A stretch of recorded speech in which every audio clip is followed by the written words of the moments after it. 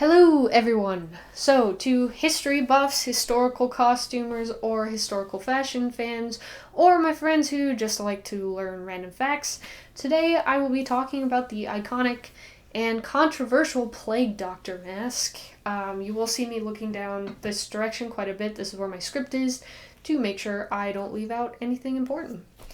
The infamous Plague Doctor has become ingrained in Western pop culture, showing up in clothing. I've seen stuffed animals, video games, comic books, and more. I mean, it's definitely made a stamp on the horror genre, and you can see that in shows like The Haunting of Bly Manor and Supernatural. And some of my sources, as well as some of the images I will show in this video, have names in Italian and German. I mean, one of my main sources is entirely in German, and I do not speak either of those languages, so I'll be saying English translations and sometimes pronouncing things in the original language.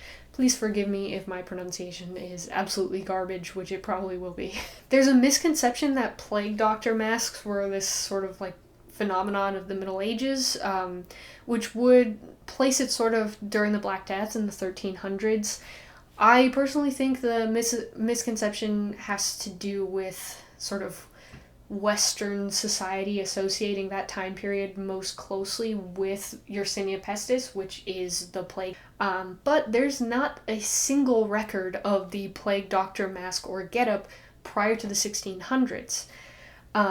There is one record that describes basically an entire suit of PPE for doctors treating the plague.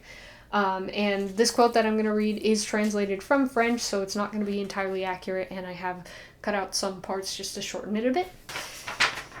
The nose is half a foot long, shaped like a beak, filled with perfume with only 2 holes, one on each side near the nostrils. Under the waxed coat, we wear boots made in Moroccan leather, goat leather, from the front of the breeches in smooth skin that are attached to said boots, and a short-sleeved blouse in smooth skin, the bottom of which is tucked into the breeches.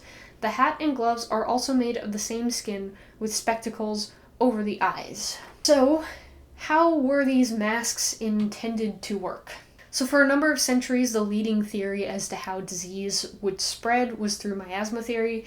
This is not a comprehensive video on Miasma Theory. That is not my specialty, but I will sum it up quickly. It posited that numerous things in the environment would release vapors into the air that affected an individual's health when inhaled.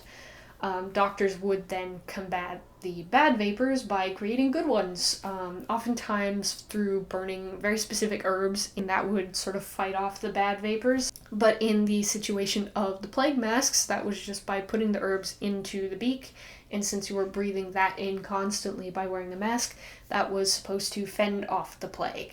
As far as I've been able to find, there are only 2 extant plague masks from the 17th century, one of which being this mask.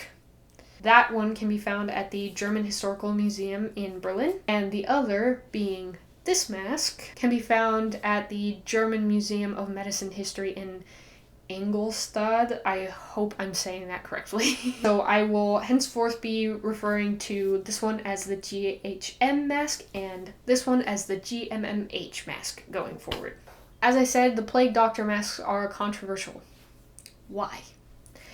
Well, for starters, we can't actually confirm whoever designed or invented this getup. And on top of that, whether or not they were ever actually worn or used in medical practice. The first visual record that we have, it was a 1665 painting from Rome named The Costume with Which the Doctors Go Around Rome. The time period that we first see depictions of plague doctor masks in art coincides with a number of 17th century plague epidemics, such as the hard-hitting breakouts of 1603, 1625, and 1665 in London, and each one is estimated to have taken out about a fifth of the city's population, respectively. And that was only over a span of a few months. These epidemics weren't restricted to England. They were seen in Italy and France, and I think just in general around Western Europe. This geography is really important to consider when we're looking at our 2 extant masks. We don't really see any issues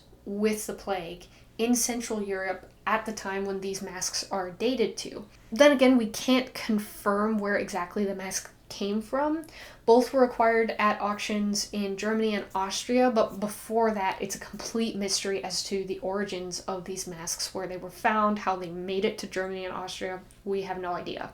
If they are genuine plague masks that doctors actually used in treatment, they would have had to come from Western Europe, which is a possibility, but we'll likely never know the origins of either mask. Regardless of the geographic origin, we can't confirm whether the masks ever were used. Looking at the Gmh mask, there doesn't seem to be anywhere on the inside of it, and it doesn't seem to be usable. So Professor Marion Ruisinger, I hope I'm saying that name right as well, of the Gmh examined their mask in their exhibit, and believes that the vision would be restricted based on the placement of the two selenite spectacles, so it would be really impractical to use. The construction of the mask itself would make it incredibly difficult to breathe. There wouldn't be really much airflow from below because that drawstring to pull it taut against the neck. The fabric of the mask would have been sealed, likely with wax, which would remove the majority of the airflow through the fabric. On top of that,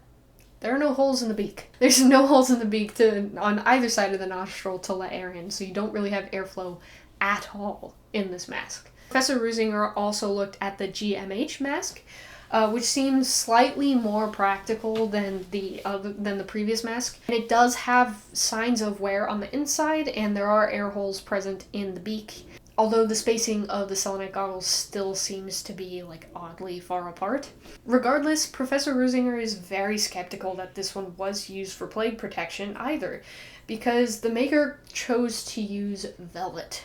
Velvet would be a fabric wrought with plague dangers, because it was believed at the time that the plague-causing toxin could stick easily to surfaces exactly like velvet. So you've got one mask that you can't breathe in, and another mask that is essentially a perfect storing place for plague toxins. So what makes the use of these masks even more suspect to me is the description of the plague doctor getup that I quoted at the beginning of the video. I discovered numerous academic and journalistic articles that cited this quote as a description of the entire PPE of a plague doctor, and most of them attributed the quote to Charles Delhomme, a personal physician to French royalty in the 17th century, who nowadays is widely cited to be the inventor of the plague doctor mask. So I wanted to use this quote in my research project. I spent probably couple hours source hopping between articles, finding the quote, going to the bibliography, going to that article, so on, trying to track down where this quote came from. I came up with nothing until when I was about to just give up, I found a site called Epidemic Histories, which is a COVID-inspired project from Yale Associate Professor Paola Bertucci, and I really hope I'm saying her name right. This site finally revealed the quote to be from an inaccurate second-hand 1682 bibliography of Delhomme, written by an American accent since that's a bit easier for me, Michel de Saint-Martin. He was a child during the 1619 outbreak in Paris and therefore would have had to receive the account from a second party. That is, if he didn't completely fabricate the story himself. The story of the inventor is now suspect. The masks themselves are confusing and mysterious, and the earliest depictions of the plague doctor that we have is in art.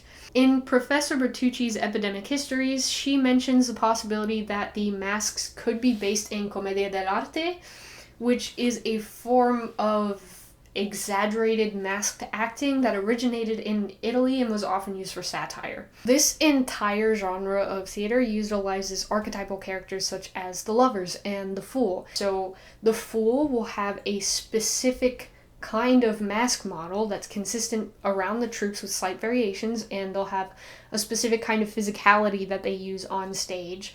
And that's kind of the same for every archetypal character. Prior to the plague, there was already an established commedia character that was the Doctor. And when you look at this established character's mask and compare it with a plague doctor mask, kind of looks like an exaggerated version of the Doctor mask. This hints at the possibility that plague masks developed as a sort of very specific satire in commedia dealing with plague doctors as opposed to just the general doctor archetype character. Whether it originated in Commedia or not, plague doctor masks are now frequently worn at carnivals, so it's now just become ingrained in theater in that way.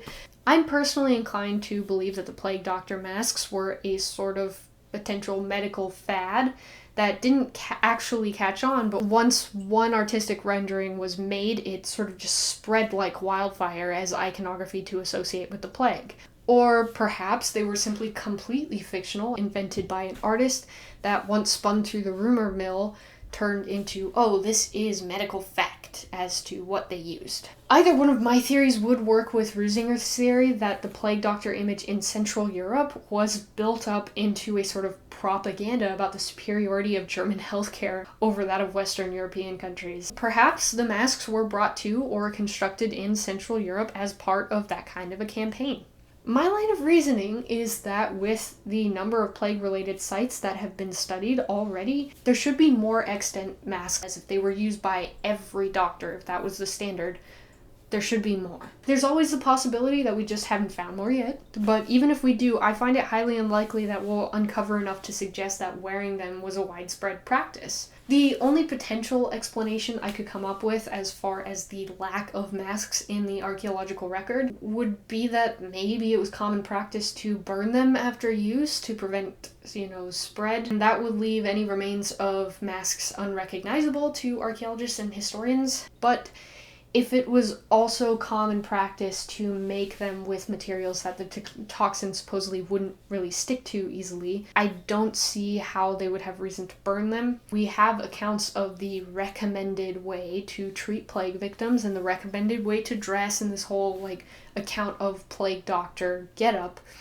And if there's recommended practices on how to do it, I don't see why burning the equipment after use wouldn't be included in those accounts. At the end of the day, that's all speculation, and we'll likely never know. There you have it. My works cited are in the description below. I will note again that I was unable to find an English translation of Ruisinger's article, so if you have access to one, I'd love for you to link it down in the comments. If my understanding of her findings and her theories were incorrect in any way, I'd also love for you to call me out on that. If any of you have any more sources, either supporting or disproving my take on the subject, I'd love for you to link those as well. I'd love for this to be a continuing discussion. Plague doctor masks. At least they look cool even if they weren't real. Have a good night, y'all. Or day, or morning, or whatever time it is for you.